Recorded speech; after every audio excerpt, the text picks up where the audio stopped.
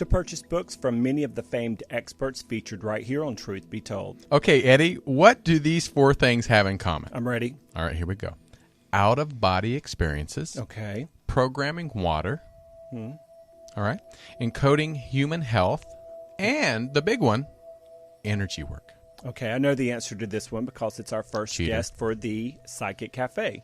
Billy Spanier's been doing energy healing work for people for years, but he's also successfully been moving energy and consciousness for even longer. At 18 years old, Billy suffered a severe concussion in a car accident, which led to some memory loss for 6 months.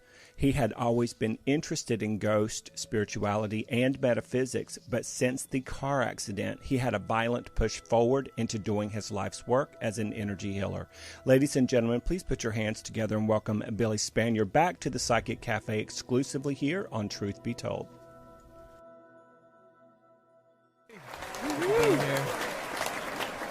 Norway. I can't wait to talk about that. Oh, yeah. It was amazing.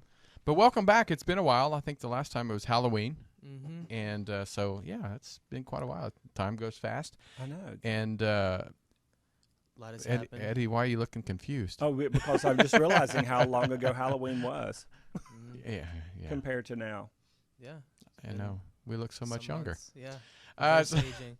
Well, I want to get started. Yeah, we're going to talk about the energy work that you do and in your journey that got you to this point. But let's talk about Norway because, I mean, I'm so jealous. For one thing, I don't even get outside of the LA city limits, let alone Norway. It was a fantastic trip. It was very hard to actually get the time to go.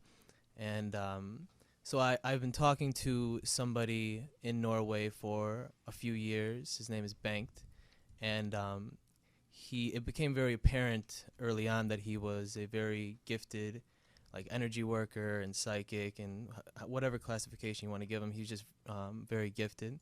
And I became in contact with him because I tried to order a bottle of fish oil from his company called Rosita, and the fish is called ratfish, a certain type of fish that decalcifies the pineal gland and all this other stuff anyway. Wow. The thing is, though, that the oil never came. And so I contacted him and I was like, where's my product? Where's my ratfish? Right. And so through that, we started talking and it became apparent we had a lot in common. So as time went on, we just talked back and forth, and I always wanted to get out there, and I just couldn't. And then opportunity presented itself, and he wanted to teach me and some other people some very specific energy work techniques. And so he invited me, a couple people from New York, and a handful of Norwegian, European people. And so we all met at the same time. And it was very daunting to get there because I had to take 3 airplanes, including one that had propellers, and a ferry to get there because it's on an island. And it was an adventure getting there.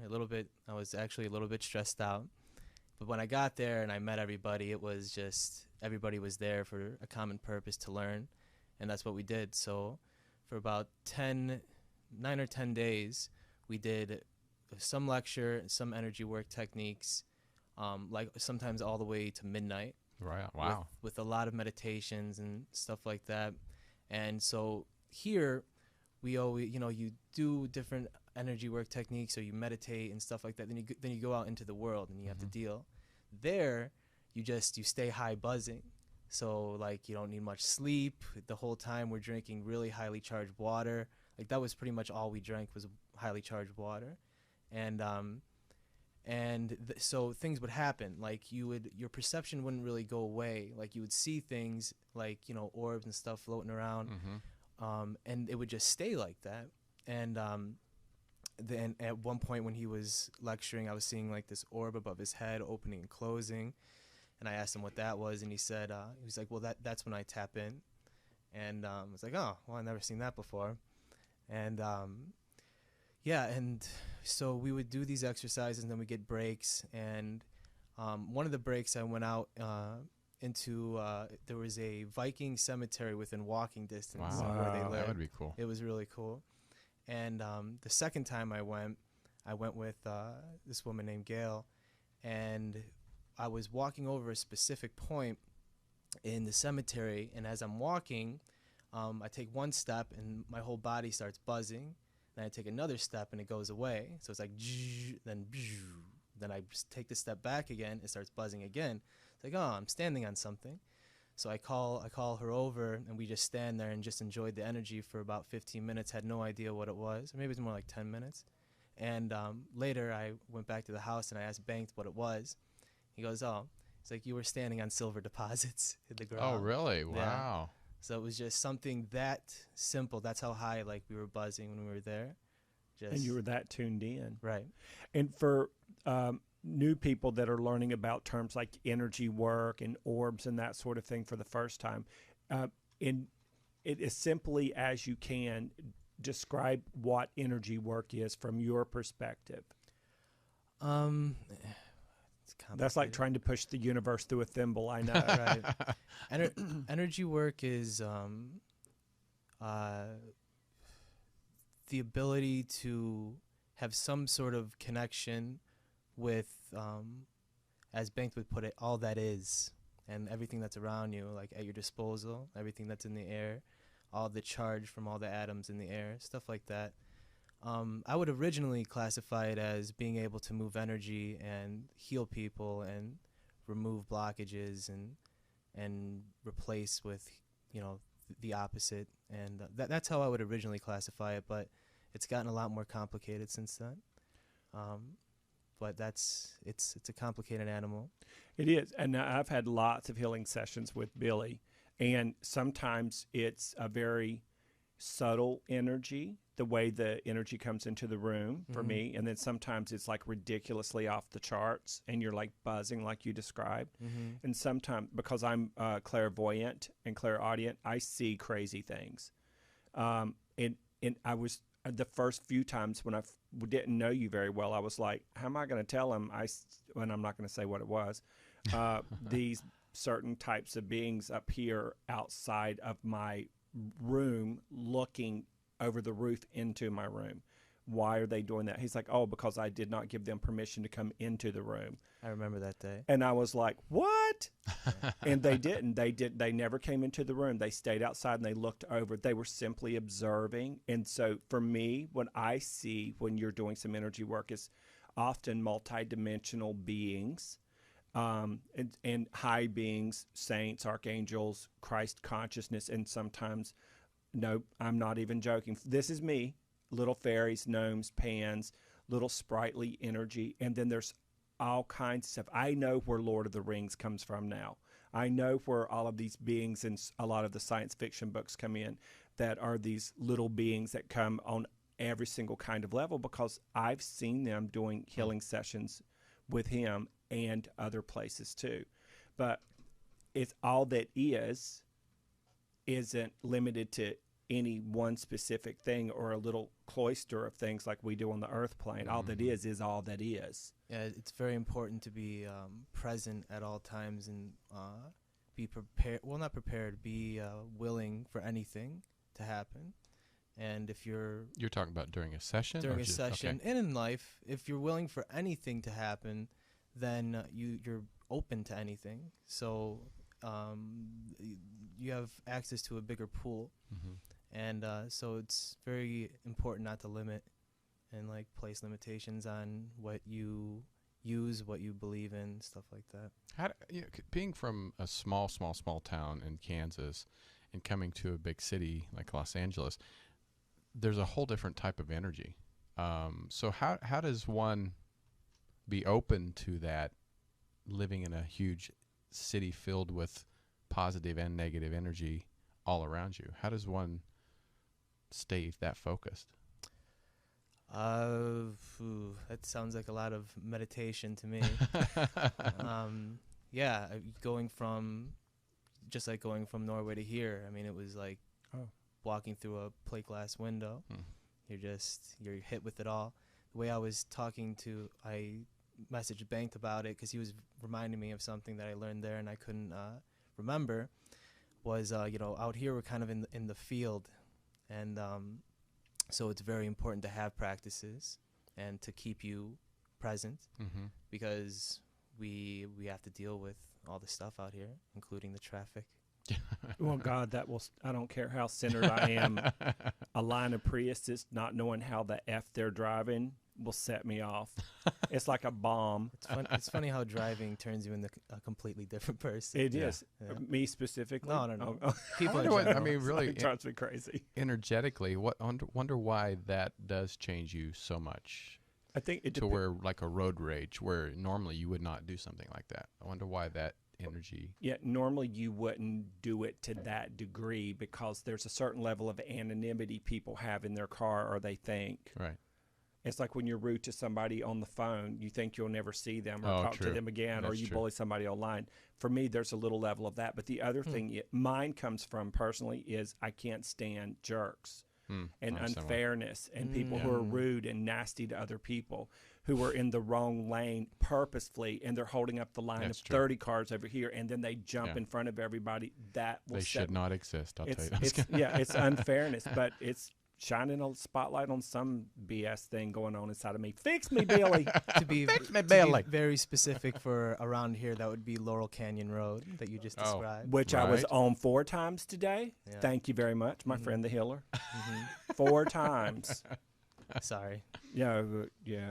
So let me ask you. So your friend, your teacher, your mentor, his name is Banks? Banked. Yeah. Like faint with a B. Oh, okay. Yeah, but there's a G. It's a B-E-N-G-T. B-E-N-G-T. Yeah, I'm not sure if it's Norwegian or if there's like a earlier dialect that it comes from. I have no idea. Like baint. Like paint, but the B. Baint. Yeah, or faint. But there's a G. I'm not even sure that I pronounce it correctly.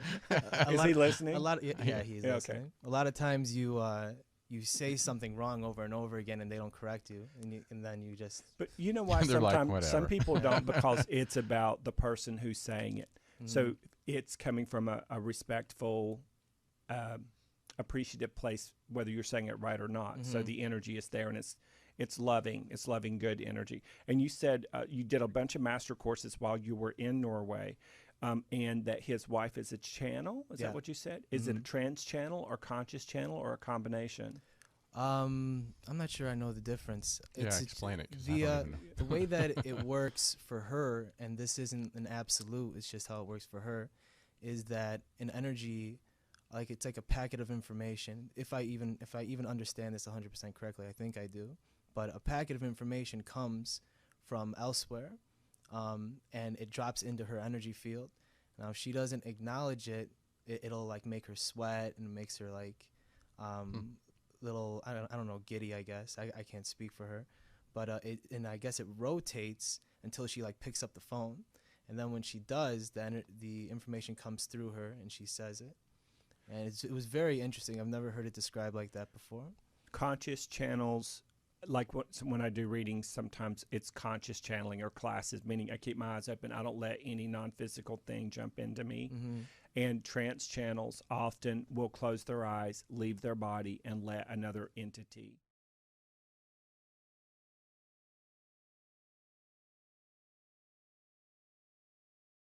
Robert Monroe described packets of information as idents. He's a very famous out-of-body person. He's like a kind of a godfather of it. He's dead now, but he was my hero growing up, or not growing up, but reading his books as I was coming along. I learned so much. And they talk about that. So like when I heard that, I was like, it sounds like it could be true, or it is true. Well, I think you do it, because I've seen them all standing around you, and I keep my eyes closed.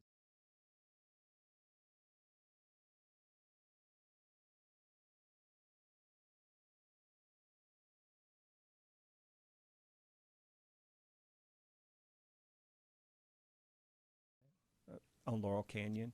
Yeah. So he worked on you as well? Yeah. Him and his wife worked on me while I was there. I laid on the table and they worked on me, opening up various different channels. And one thing that they did for me he told me he was going to do it, but I didn't realize until I got back that he did, was he stopped my hands from sweating all the time. Because I told him, because he told me his wife used to have that problem, and she could make it like drip off her hands. Wow. Just from sitting. And so he's like, yeah, I'll fix that. And I was like, oh, okay. But I laid on the table, and his wife would kind of put her hand on my chest, and Bank would kind of walk around and observe what was going on and press certain areas. And he's just opening up these certain conduits and to make me just a better version of myself, I guess. And I had to go through some pain. Like, it was not just like, la la la la. Like, I had to breathe really deep as he really jabbed me sometimes, but I wanted it. Like, I was willing to go through the pain, but for long periods of time. So what was a painful area? He was hitting these certain places on my thighs and in the bottoms of my feet that were supposed to be related to something, I believe, unless I'm wrong, called a love jumper conduit. That's what they called it anyway.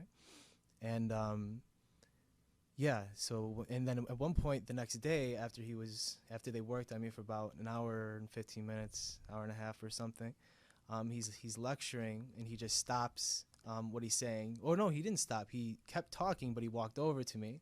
Then he picked up my foot, and then he started to jab me again, like extremely hard for long periods of time. But it was necessary to open that meridian or that energy. Right. Same thing. Wow. Meridian conduit. So how has it changed you? Enormously, obviously, but give us a physical example of how, like, you went there and you were a Ford Pinto and you came back and you're a Maserati. Yeah, awareness is definitely heightened. The tools that I have in order to work on myself are better. And yeah, my overall vibration is higher. To stay there is still, it's not like the easiest thing in the world, but I can get back there quicker. And yeah, and my energy work is stronger. I'm actually experimenting with different things that I never thought I would do. Like, for a long time, it was more just find the problem, replace it, open this up, make sure everything's flowing correctly, seal them up, and that's good, and get help sometimes.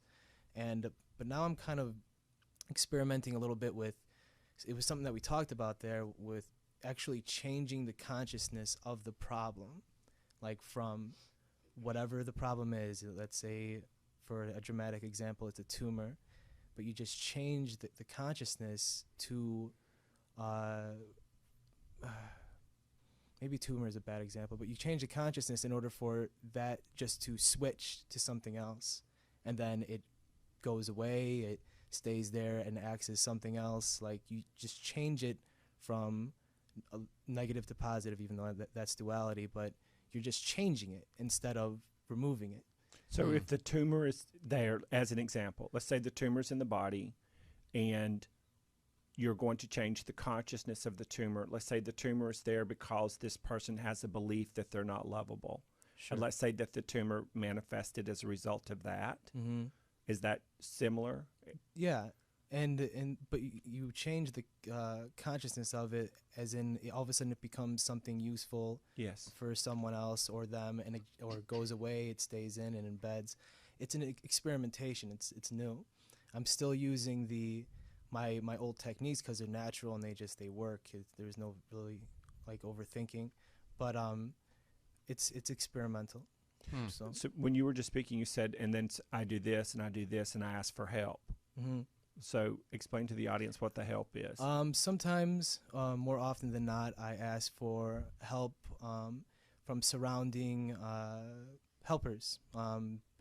Most of the time, people have a team of different types of consciousness that help them through life, or maybe they just stand on the sidelines and observe them through life. Like non-physical helpers. Yes. And I ask for their help if it's necessary. I leave myself open to it. And like, whether it's for their people or my people, I just leave myself open to it. And a lot of interesting things come of it. Like, very often when doing a session, people feel multiple people working on them at once and touching different areas. And sometimes I won't leave my hand on a place long enough, so something comes in and does it, and I move on to something else. Which that's happened to me. Like, he was doing something, I don't know, from the throat chakra, the heart chakra, or something like that. And he was there, and then I felt 2 points on the bottom of my feet, and I felt, and I was like, and he was there. He wasn't at my feet. Yeah. Oh wow. Yeah. So whatever I was doing or prompted to do, because sometimes you get prompted, like you feel it in your own body, or maybe it's a little flash of light or something. There are different ways you get prompted. Then I go over there and I start doing whatever is supposed to be done, putting energy in, opening something up, whatever. And then they can also hit other points when these things have to happen simultaneously in order to create an effect. So that's probably why that happens a lot of the time. So don't you have to be a super curious person to do what you do? Sure. And then be open-minded enough in your curiosity to follow where the hunches lead you. Yeah. You're talking about energy work or in general? Energy work. Yeah. Yeah. I'm very curious. I'm curious like a cat. That's why my friends call me Whiskers. Are you serious? No. Why? Because they always say curiosity killed the cat. Yeah. And I want to know why. Well, Because it's always getting into places where it shouldn't. No, I don't think it's that as much as it is. When we as humans get curious, we're shut down. Well, Like think of a kid asking questions. Right. And I remember asking, well, just for a minute, because that was ended really quick. Mama, why is that? Because I said so. And so I didn't ask my dad or my stepdad anything. And then I learned to not ask my mother or my teachers or the Sunday school teachers because they didn't like my questions. If Jesus really is going to come back, if you were eaten by a shark in the ocean, like a bunch of sharks, and then they poo-pooed you out, and now you're all over on the bottom of the ocean, how are you going to come together under the sea and not drown when Jesus comes back? And I was not awfully specific. Yeah, I mean, I thought that was a good question. If when he comes back, you're going to rise out of your grave, wherever that might be. Right. Mm-hmm. What if you cremated? You know, I was a kid. I was in elementary school, so I got kicked out. I did get kicked out. So, but curiosity, we're taught when we start asking at an early age, we're shut down. If you're curious at your job, but it's not your position at that job to be asking those questions, especially if you've got an idea that can make the job better, you're usually shut down. Right. Ask a politician a straightforward question, you're not going to get a straightforward answer. So curiosity is almost a bad thing, but for most people, but I think it's the thing that keeps me doing what I'm doing, makes me show up here every Friday. That's right. What's going to happen next? And then it's got to be for you. Yeah, especially when the out-of-body stuff started. Like, that's all I really cared about for years. And, I still liked having interactions with friends and everything like that. But at the picnic table, you're over in the corner, you finished your buffet, and you're like, where's Billy? He's somewhere out there doing his magic. So when it started, like almost every night I was having them, and then I would talk about it with people, expecting them to be like, wow, or something like that, but it was met with the opposite. It was like, Billy is crazy. Did you hear what Billy said? Leaving the body, interacting with different consciousness outside of the body. And different consciousness being, for illustrative sake? Guides and just things that are curious. Sometimes it could just be something that could tell that you can do what you can do. So like sometimes it actually has been like a ghost, but it's been so long since that has happened. But sometimes it's just a curious, conscious, non-physical, let's say person, and they see, oh, his body's buzzing, like in this big light is coming from him. So they kind of just sit and they wait for you. Like, is he going to make it? Is he not? And then when you finally get out, can he compose himself? And then if you can, then you can have an interaction. And and that also attracts bad things. And because they see that, and like you become like a better source of energy for them. And but that's been a long time since anything like that's happened either. So you had something sort of bad pop in and go, hey, what's up? Yeah. They just want to kind of scare you, and they take that fear energy. Fear energy is huge. That's why, like, in theory, that's probably why a lot of wars are even started, is because of the fear energy, and why the news is so fearful because it's very useful. It's very strong. But it's a driving force that keeps us enslaved. Sure. To our belief systems, to our lack of money, to poverty consciousness, to I have no power. I don't want to rock the boat. If I do, this could happen to me. Yeah. Thankfully, it's been a while since anything like that. I think it reached a point where it's like they just don't bother anymore or something. Well, I would think you also have a sort not a higher echelon of guides, as it were, but a whole circle of beings around you that's not going to let some little, dude named Charlie with claws pop in. Maybe. I'm sure a lot of what I'm saying right now is making Banked skin crawl because I'm talking in terms of duality, and he doesn't like talking in terms of duality. So well, because he lives in a multidimensional reality, right? Where there is no duality. That's why there's so much contradiction, which is important to know. This is very important to know. There's so much contradiction in energy work and consciousness and anything higher than the physical. It's because duality starts to go away. So it doesn't become one thing or the other. It actually becomes all things. So, and that could be described about anything. Everything's good and bad at the same time. And there is no good and bad. It just is. And but it just depends on what perspective you're looking at it from. So that person, let's go to What Dreams May Come, the movie. Well, the book was so much better. But the movie, when he crosses over to the other side and he becomes aware that whatever he thinks, he creates instantaneously once he's over there. And it's not just this person or that person that comes to him. He has access to all that is, literally. But his wife, when he would go back and I don't remember the story specifically, but he would go back to her and she was in a dark, scary place. And she just couldn't sort of get herself out of it. Yeah, that would be a very long conversation to have about stuff like that. But those places exist as thought forms, probably, in theory. They're created by mass amounts of people believing that they exist. And the fear. Right. And you could transcend that. That's all transcendable. But and it's easy to transcend, right? You need a certain level of awareness, information, understanding. Some people are born with it, but some people aren't. Yeah. So. That's fascinating. What were you going to say? No, I have a question.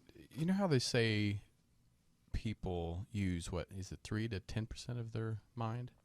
One, yeah. It feels like it. Me and my family. But when it comes to a psychic energy healer, do you feel that it's not necessarily expanding the use of the mind, or is it more versus the spirituality or soul? They're interconnected. One of the main purposes, I didn't know this, but when I got there in Norway, they told me the main purpose of what we're doing is to access more of the brain, and we're also going to have exercises to produce DMT in the brain, and naturally, and by doing this, see, the DMT is a chemical that the brain produces, but at the same time, it's also intertwined with non-physical things. You have glands in your body all over the place that are intertwined. They're connected with non-physical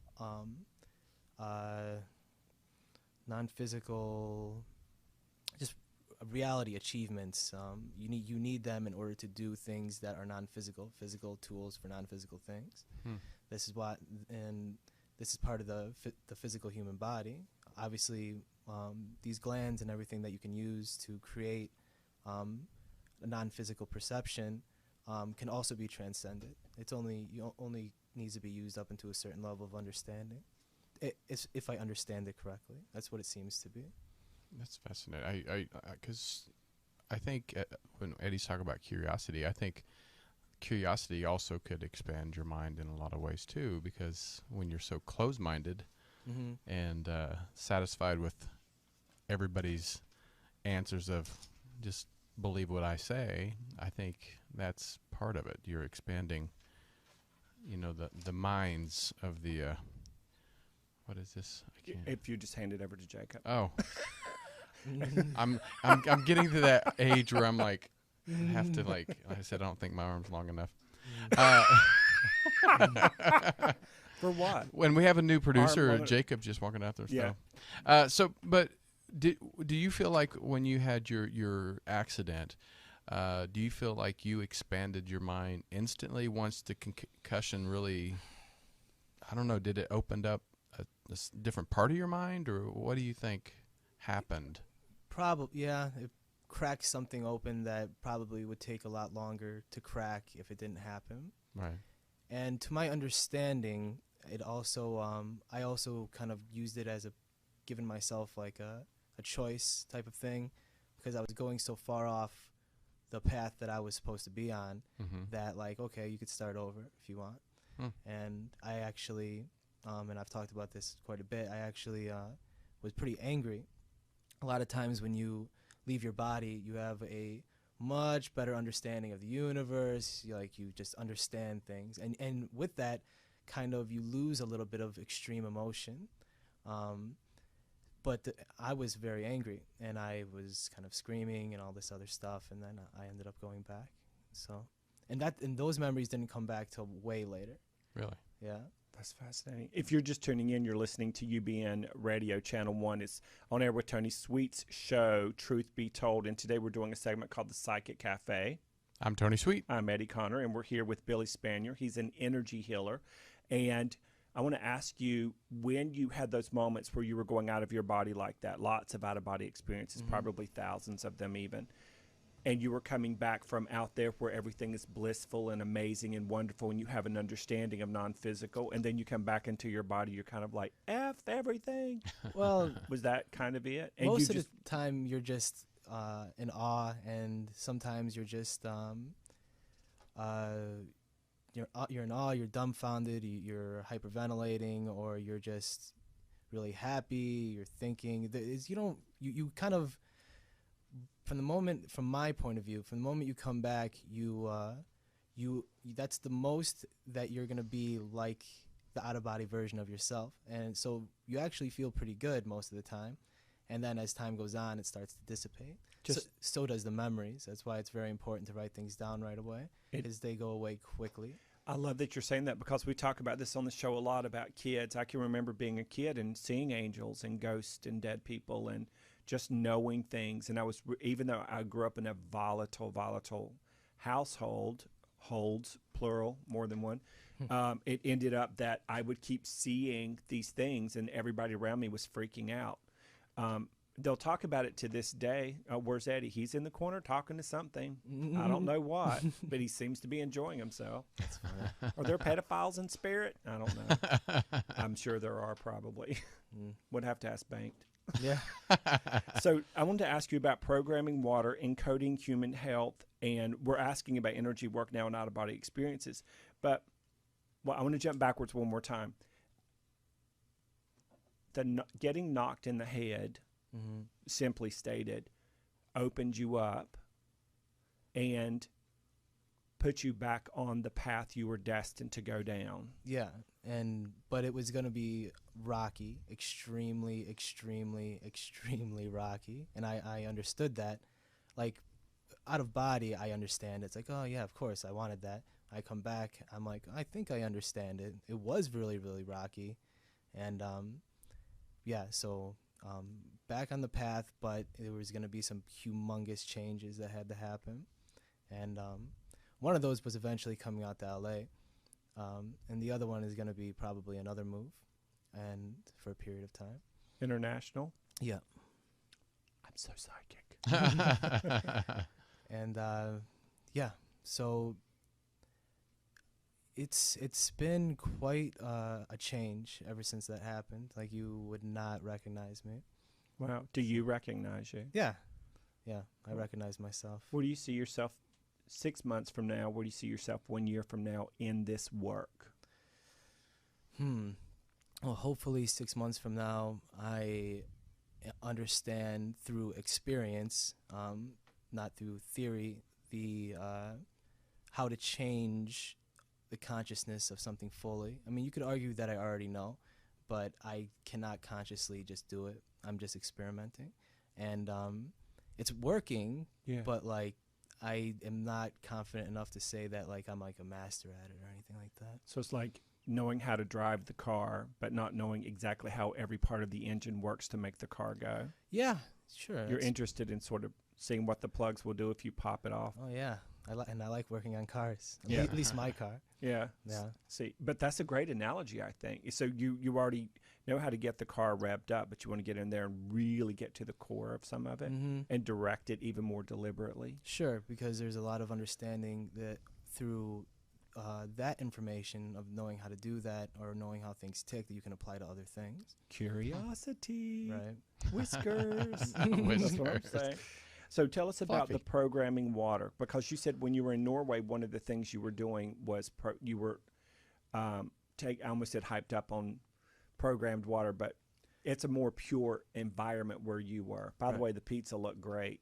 Oh, it was. The fish plate scared me before you got on your first flight. Oh, yeah. It was like 5 different kinds of fish on one plate, which is what they served just before you got on the, one of his planes. 4 flights. Right. Yeah, the pizza was amazing. Thank you, Hottie. She was the one that made it. What was the question? Oh, the programming of water. Yeah. This is something that I've learned. I've been instructed to do it, but I wasn't doing it until I went out to Norway, and they have a better understanding of it anyway. It's everybody knows about the water, and if you put love and things of that nature on it, you can create a more potent form of water. So for the people who don't know, will you tell them what that is? I think his name was Dr. Emoto. He was the one that wrote the most famous book on it, but it's a lot of people are talking about it, and through high energy and consciousness and will, you can make water do different things, and this goes into healing. This goes into it could be many things. Keeping up.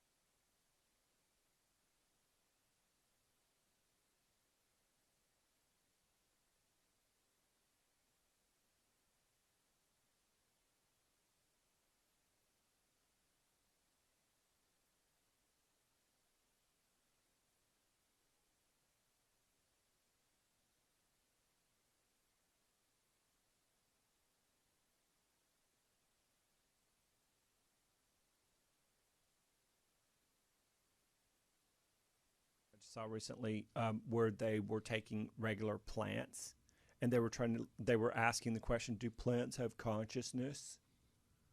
I'm like, scientist, right. Do they have consciousness? We don't know. Duh. Right. And so they put this one plant under a dome and they put some ether in the dome. First of all, they snipped it. No, they didn't. They burned it with a lighter. And then they could see, they hooked it up to an electromagnetic machine. And it was just like this. And as soon as they started burning it, the thing went off the charts. It was really sad. And then they just kept burning it. It was I'm not kidding, it was hard to look at. And then they put a drop of ether in a dome, put it over the plant, and then the plant started wilting. Then they lifted it off, and then they got the thing going like this, and then they lit it again. And just like when you give us ether and or things that anesthetize us, it didn't respond because it was asleep. Interesting. And then they started sending one plant, identical plants. They kept sending one plant love, love, love, love, and images of angels and things that are beautiful. And the other plant, they're like, you garbage, you trash. And literally, it was night and day. It was the weirdest thing. So we're constantly, I think, tell me if this makes sense, if I'm saying it right, we're constantly programming ourselves down here, you trash, or you're programming yourself up here, or I am a being of light. You know what I mean? Every thought we think, I feel like programs us. And what I like what you're saying, because you're talking about deliberately, consciously programming and reprogramming, because everything we put in our body is either going to make us wilt or make us come to life. Yeah, and people are made up of I don't know, it's 90% water or something like that. So that's the concept of programming that water and not having to do all the bells and whistles and just programming the body to be the opposite or, to heal itself, stuff like that. And just doing it simple. Like, Bruce Lee talked about how in martial arts there's too much movement. Like there's all this herky-jerkiness and it's all for show. It's like, okay, it's effective on one level, but you don't need this much movement or this much effort in order to win, because that's what he was doing. He was trying to win. And the same can be applied to energy work. It's actually very simple, but you still have to have information in order to simplify something. And there is the contradiction that exists within anything that's higher than physical. Is that you need a lot of information to be simple. Wow. So, and Albert Einstein that said something about it's not the man's intellect that can make him great. It's using his imagination and tuning into that part of his non-physical self. I'm paraphrasing. But everything keeps coming back to curiosity. So what about encoding or programming human health? It's the same thing, right? That's what we're talking about. It's the high percentage of water, and that should be able to be programmed too. So that's what I'm bringing into my energy work since I've been back.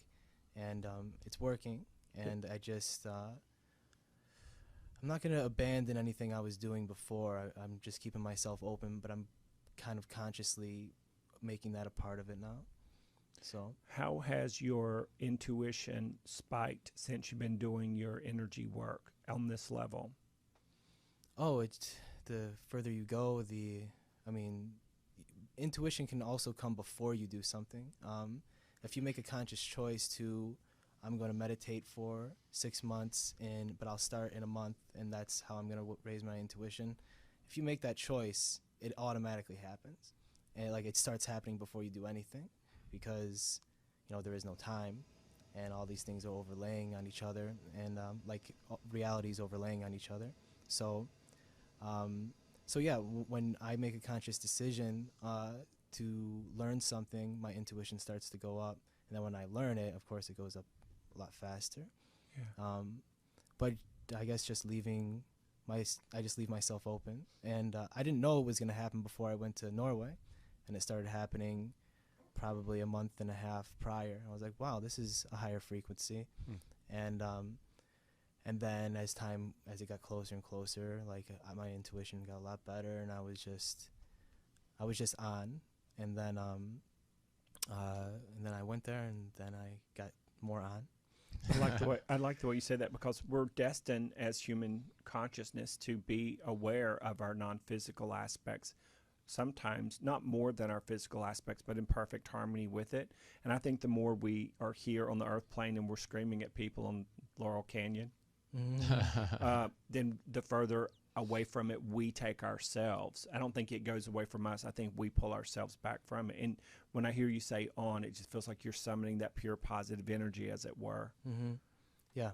And again, I am not like this all the time. I get stressed, I get angry, but now I have tools to get myself out of it quicker, and so that's always helpful. So are people. People who are vibrating higher than you more consistently. It's good to surround yourself with people like that. And that's what I do. Does that keep you from eating ice cream and hot dogs? I definitely don't eat hot dogs, but no, I eat pizza in great quantities. Gosh, I love pizza. Do you remember, I think it was last week, we had Michael Tellinger on our show, and I want to ask, because we had a great conversation with him. He's known as the real Indiana Jones, and we were going to talk about the ruins in South Africa, but we actually started talking more about sound and frequency. And like he said, when in the Bible, when he said, God says, let there be light, he said it wasn't the words, it was the frequency, it was the sound of his voice that created the world, the earth, the air, everything. And so healing work, what the frequency and sound, how important is it in, because it's like telling a plant you're ugly, you're stupid, or whatever, but how important is sound and frequency in healing work? It could be huge. There are certain notes that create certain vibrations in the body, that create certain types of health or lack of health. most mantras, I'm not really big on doing mantras that like have somebody's name in it or something, because that seems kind of weird. But there are other mantras that don't, and they're created in order to have you find something within them, because there's a frequency in those words or that you're saying, and the only way you're going to get that frequency to use for whatever it is you're using it for is to do the mantra and have firsthand experience and find what they're hiding in there. Mm-hmm. And but a lot of it isn't hiding. A lot of people tell you exactly as I did, that there's a frequency in there. You have to play with it, elongate this, shorten that, and you'll find it. And they teach this, you know, in monasteries and stuff like that. It's like a mantra fortune cookie for the soul. Yeah, I used to play with sound a lot. There's certain mantras that would make certain types of entities just appear, and then they would just kind of work on your heart or something like that. And then I stopped doing that though, but it was fun. And you know, and there's certain notes that relate to the certain main energy centers, and there's frequencies that make the main energy centers vibrate healthy. And that's very close to the physical though. Like if you get further out there in consciousness, it's a little bit more complicated than that. So when you're standing over someone's body and you're doing what you're doing, what's the first thing that you're thinking of whenever their body is in front of them that you're deliberately doing in your mind?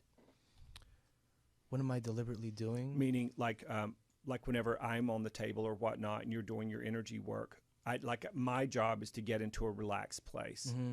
Yeah.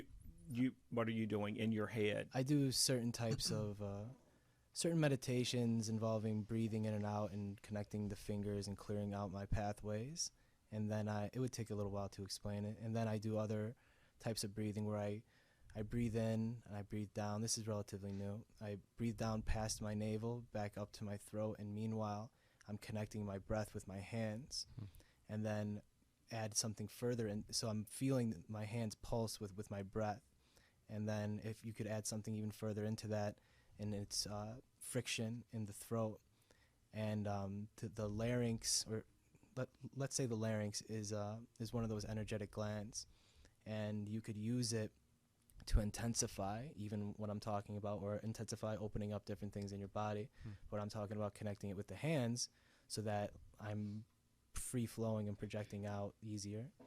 And so those are the types of things I do before a session. And then I just get up and I just kind of just see where it goes.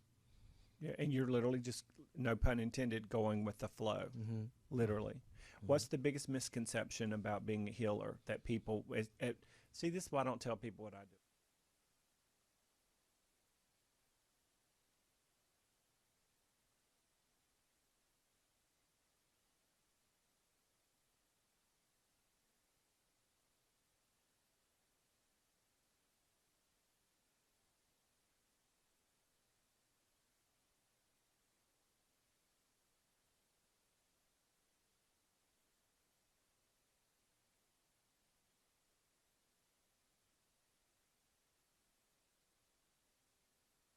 With rocks, I mean, yeah. I didn't get mine the first time around, and I had to keep getting hit in the head until I was 19, 20.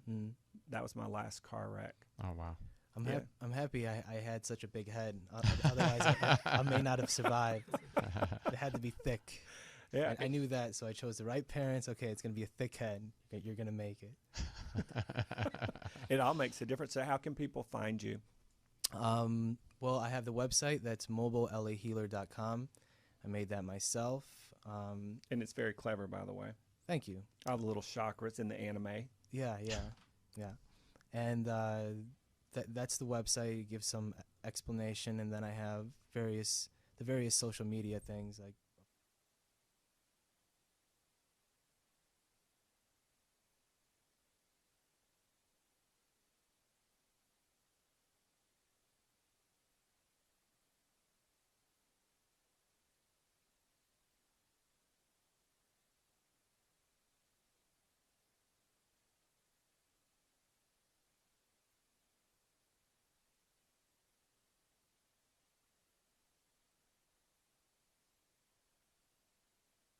Workshops, anything coming up where people can pop in and see you? It seems like that's the direction I'm going. I did.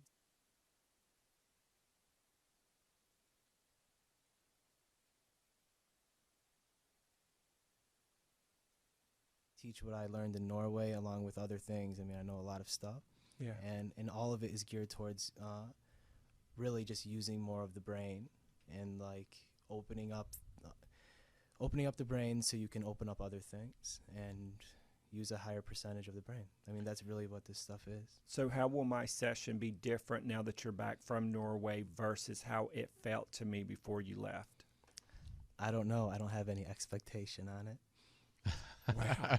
Are we living in the present moment? I don't know. I really don't know. Just flow. Yeah. It's just going with the flow. Mm-hmm. Well, I'm expecting big things. Okay. I want to see cat people jumping out of my roof. No, I can't think of anything. Whiskers. I make no guarantees on anything. Okay. That's honest. Mm-hmm. That's good. All right. Well, we thank Billy. Go to mobilehealer.com. You have a session done. Can you do sessions via Skype or stuff like that, or do you prefer in person? I can, but I do prefer in person. Yeah. I mean, I've done it before, but in person is always better. Right. So yeah. it's always stronger to me. And I thought you were going to not talk about Michael Tellinger. I thought you were going to talk about Marissa Russo. Oh, yeah, we did have you know Marissa, right? Yeah. I had a phone conversation with her. I've talked with her a couple of times. I had a phone conversation with her recently. It was very long. And we talked about how she doesn't want to teach males because it always goes wrong. And talked, and she told me that if she ever teaches males again or a male again, she would teach me. And I would be the first to know type of thing. That's great. I had a session with her. She's definitely talented. It stuck with me, which is why I got in contact with her. Yeah, I had a session with her a few years ago, and it was really great. I love her to death. She's wonderful. She comes from that higher plane. Yeah. Yeah. No ego. No ego. Yeah. Yeah, she's cool.